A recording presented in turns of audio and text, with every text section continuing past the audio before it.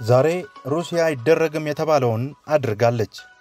በአውሮፓ የሚገኘው ትልቁ የኒውክሌር ማብለያን ተቆጣጥራለች። ስፍራውን ለመቆጣጠር ባደረገችው ጥረትም የኒውክሌር ማብለያው ላይ ጥቃት ሰንዝራ ከኒውክሌር ጋር በተያያዘ የሰዎች ሕይወት እንዲያልፍ ምክንያት ሆናለች። አሁን ሶስተኛ የዓለም ጦርነት ከመቼውም ጊዜ በላይ የቀረበ የመጣ መስሏል። ኔቶ ሞስኮ የእጇን ታገኛለች ብሏል።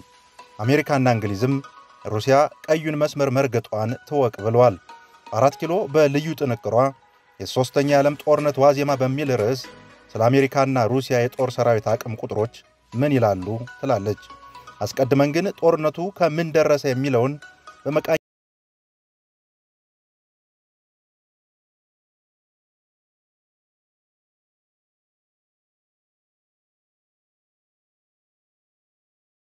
ፕሬዝዳንት ቭላድሚር ፑቲን መዳፍ እጅ ላይ ወድቃለች።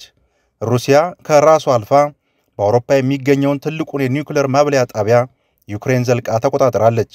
9 ቀናት ያስቆጠረው ጦርነት በፕሬዝዳንት ፑቲን አነጋገር ወታደራዊ ኦፕሬሽን አሁንም እያነታረከ ነው። ምዕራባውያን አንዴ በልመና ሌላ ጊዜ በዛቻ ያስፈራሯቸው የሞስኮ ፖለቲካ ዘዋሪ አገራቸው የትኛውንም አይነት ኃይል እርምጃ ለመቋቋም ዝግጁ መሆኗን ብቻ ሳይሆን በጥፉ ትመልሳለች ሲሉም አስጠንቅቀዋል። አሜሪካ መራሹ ጎራ አሁንም ግን ግራ እንደተጋባ ነው። ሩሲያ የቱንም ያህል ወታደራዊ ዝግጅት ብታደርግ እንዲህ ያለ በራስ መተማመን ላይ ትደርሳለች ብሎ የጠበቀ ግን አልነበረም።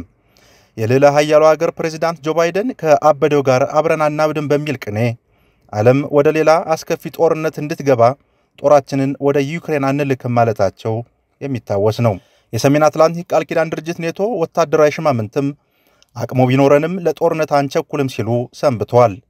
የአውሮፓ ሀገራት ግን በተናጠል የሚችሉትን ለማድረግ እየተፍጨረጨሩ ነው። ከጀርመን እስከ ኔዘርላንድ፣ ከእንግሊዝ እስከ ስዊዘርላንድ ያሉት ሀገራት በተናጠል የሩሲያን ብርቱ ወታደራዊ ክንዶች ለመጠምዘዝ ትግል ይዘዋል። አሜሪካም የጥይት ድምፅ ሳላሰማ ሞስኮን አሸንፋለሁ ባለችበት ማዕቀብ ጸንታለች። አሁን ግን ጨዋታው ወደ አንድ ወገን እያደላ መምጣቱ እርግጥ ሆኗል። እንደ ነብራራስ የተቆጡ የመሰሉት ፕሬዝዳንት ቭላድሚር ፑቲን ጦራቸው ዛፓሪዥዛህ የሚገኘውን የአውሮፓን ትልቁን የኒውክሌር ማብለያ ተቋም ተቆጣጥሯል። ዳፋው ለሚሊዮኖች ይተርፋል የተባለውን ተቋም ከምንም ሳይቆጥሩ በከባድ መሳሪያ መተውታል። ተምዘግዛጊ መሳሪያዎቻቸው የተቋሙን የቢሮ ክፍሎች መምታታቸው በጀ እንጂ ውጤቱ የከፋ ሊሆን ይችል እንደነበር አያጠያይቅም። የሩሲያ ጦር ዛሬ ብቻ ከ47 በላይ ንጹሃንን በአየር ጥቃት ገሏል። እርምጃውን የንጹሃን ሞት አልገታውም። ወታደራዊ ጠቀሜታ ያላትን ማሪፖልን ለመቆጣጠር የሞስኮ ጦር ተደጋጋሚ ጥቃቶች እያካሄደ ነው። የኬቭ መጣፈንታ ከሩሲያ መዳፍ የሚያመልጥ አይመስልም። ፕሬዝዳንት ቭላድሚር ፑቲን ዛሬ ከካሜራ ፊት ቆመው እንዲህ አሉ። ሰራዊቴ በተያዘው ዕቅድ መሰረት ኦፕሬሽኑን እያካሄደ ነው። ምንም የሚያሰጋ ነገር የለም። የምዕራቡ ዓለም እንደ ጨካኝ እየሳላቸው የሚገኙት ፑቲን ቢቢሲን ጨምሮ በርካታ ታዋቂ የመገናኛ ብዙሃን በሀገራቸው እንዳይታዩ እገዳ ጥለዋል። ሰውየው ከቀሪው የአውሮፓ ክፍል ጋር እልህ መጋባታቸው በግልጽ እየታየ ነው። የምዕራቡ ዓለም ማዕቀብ ሲጥልባቸው ወታደራዊ ዘማቾቻቸውን ለመግታት ከማጤን ይልቅ አጸፋዊ ማዕቀቦችን እየጣሉ ነው። በዛሬው መግለጫቸው ሩሲያ በተለያዩ ሀገራት ላይ ማዕቀብ መጣሏ አይቀርም ሲሉ ገልጸዋል። የአውሮፓ ሀገራትን ያበሳጨው ግን ይህ አይደለም። የምዕራቡ ዓለም የፑቲንን ተግባር እብደት ብሎ እያወገዘ ያለው የኒውክሌር ማብለያ ላይ መሳሪያ በመተኮሳቸው ነው። የእንግሊዙ ጠቅላይ ሚኒስትር ቦሪስ ጆንሰን የፕሬዝዳንት ፑቲን እብደት አሁን ከዩክሬን አልፎ ሙሉ አውሮፓን ነካ ሲሉ አስጠንቅቀዋል።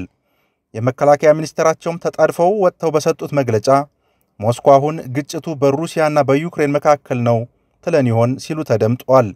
የካናዳው ጠቅላይ ሚኒስትር ጀስቲን ትሩዶም ሞስኮ እጅግ አስደንጋጭ ከሆነው ድርጊት ትቆጠብ ብለዋል። የአሜሪካው ፕሬዝዳንት ጆ ባይደን ፑቲን እዛ አካባቢ የሚያደርጉትን ወታደራዊ እንቅስቃሴ እንዲገቱት በድጋሚ አስጠንቅቀዋል። ጣሊያንም ቢሆን ነገሩን ዘግይታም ቢሆን ተቀላቅላለች። ጠቅላይ ሚኒስትሯ የሩሲያ ጥቃት በሁላችንም ላይ የተደቀነ አደጋ ነው ሲሉ ገልጸዋል። ጀርመን ሞስኮ በአውሮፓ የሚገኘውን የኒውክሌር ማብለያ ተቋም በአጋጣሚ እንዳልመታቸው እርግጠኛ ነኝ ያለች ሲሆን ዓለም ለራሱ ደህንነት ሲል በሩሲያ ላይ እንዲነሳ ጠይቃለች። የዩክሬን ሰማይም ከበረራ ነፃ እንዲሆን ኔቶ እርምጃ እንዲወስድ አሳስባለች። የኔቶ መሪ ጂንስ ስቶልተንበርግ ሩሲያ ለፈጸመችው ጥቃት የእጇን ታገኛለች ብለዋል። የሀገራቱ ዛቻ ሩቅ የመሰለው ሶስተኛ የዓለም ጦርነት እንደዋዛ ተጀምሯል የሚሉ አስተያየቶች እንዲሰጡ እያደረገ ነው። የሞስኮ ፖለቲከኞች ግን ለሶስተኛ የዓለም ጦርነትም ቢሆን ወደ ኋላ የሚሉ አይመስልም። የሩሲያ የውጭ ጉዳይ ሚኒስትር ሰርጌይ ላቭሮቭ የትኛውም ሀገር ዩክሬንን ኒውክሌር አስታጥቃለሁ ብሎ ከተነሳ በምላሹ ይጠፋል የሚል ዛቻን አሰምተዋል። ሚኒስትሩ እንደተናገሩት የምዕራቡ ዓለም ኬቭን ኒውክሌር ለማስታጠቅ እየሞከረ ነው፣ በአፋጣኝ ከድርጊቱ ይታቀብ ሲሉም ተደምጠዋል። በተባበሩት መንግስታት ድርጅት ውሳኔ በዓለም አቀፍ የጦር ወንጀለኞች ፍርድ ቤት ምርመራ መጀመርና ተያያዥ ጉዳዮች ያቄመው የሩሲያ ፖለቲካ የታጠቀውን የኒውክሌር አውዳሚ መሳሪያ ዓለም ላይ ያዘንበ ይሆን የሚለው ስጋት አሁን ከትላንቱ በባሰ ሁኔታ ቅርብ ሆኗል።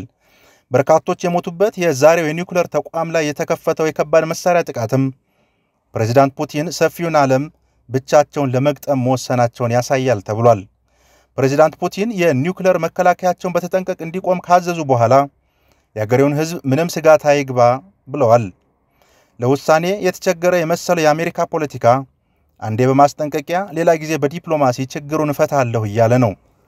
ተንታኞች እንደሚሉት ዋሽንግተን ሰላማዊ አማራጭን ቅድሚያ ብትሰጠውም የኃይል እርምጃውን ፋይል ግን ዘግታ አልመለሰችውም። በመሆኑም ፔንታገን ጦርነቱን በአይነ ቁራኛ ከመከታተል ባለፈ አስፈላጊ እርምጃ መውሰድ ባለበት ሰዓት ለመውሰድ ውስጥ ለውስጥ ከሀገራት ጋር እየመከረ ነው። አሜሪካና ሩሲያ ከሁለተኛ ዓለም ጦርነት በኋላ አንጃ መስርተው ዓለምን ለሁለት ከፍለው የቻሉትን ከጎናቸው ለማሰለፍ ጥረዋል። ምዕራብና ምስራቅ የተሰኙ የሁለቱ ዓለማት ፍጥጫ አንዴ እየናረ ሌላ ጊዜ እየበረደ ከዛሬ ደጃፍ ደርሷል። የዓለም ፖለቲካ ተንታኞች የሩሲያና አሜሪካ ፍክክር ወታደራዊ ካልሆነ ሌላ መገለጫ የለውም ይላሉ። ለዚህ ደግሞ ማሳያው በኢኮኖሚ ሆነ በዲፕሎማሲ ሁለቱ ሀገራት ሊነጻጸሩ የማይችሉ መሆናቸው ነው። በእርግጥም የአሜሪካውያን የነፍስ ወከፍ ገቢ ከሩሲያውያን አንጻር ሲታይ 5 እጥፍ የበለጠ ነው። በ21 የነበረውን ሪፖርት ብንመለከት የአሜሪካ የነፍስ ወከፍ ገቢ ከ53000 $ የበለጠ ሲሆን የሞስኮ ሰዎች ገቢ ግን $11000 እንኳን ለመድፈን የቻለ አይደለም።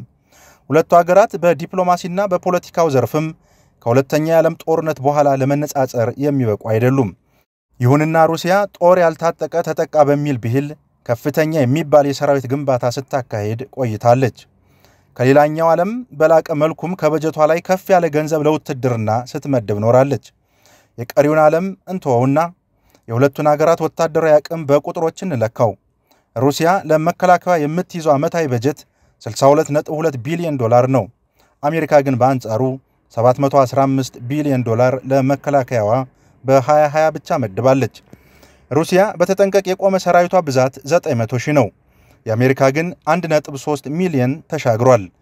የሞስኮ መከላከያ 2 ሚሊዮን ተጠባባቂ ኃይል እንዳለው ይነገራል። የአሜሪካ ቁጥር ከዚህ አንጻር ከታየ አነስተኛ ነው። 843450 ተጠባባቂ ኃይል አላት። ከጦር መሳሪያ አንጻር ሩሲያ 76 ተዋጊ አውሮፕላኖች አሏት። አሜሪካ ግን 66 ብቻ ናቸው። በጦር ሄሊኮፕተሮች ቁጥር ግን አሜሪካ ትልቃለች። ሞስኮ 399 ሲኖራት ዋሽንግተን 740 አላት። የሁለቱ ሀገራት የታንክ ብዛት ሲመዘን ሩሲያ 2927 ሲኖራት አሜሪካ 2645 አላት።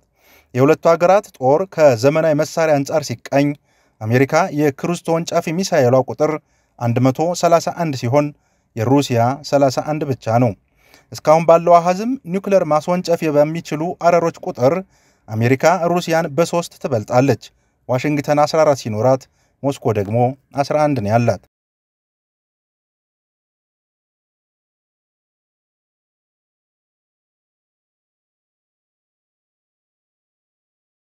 ትጥቅና የሰራዊት ብዛት ብቻ አይደለም።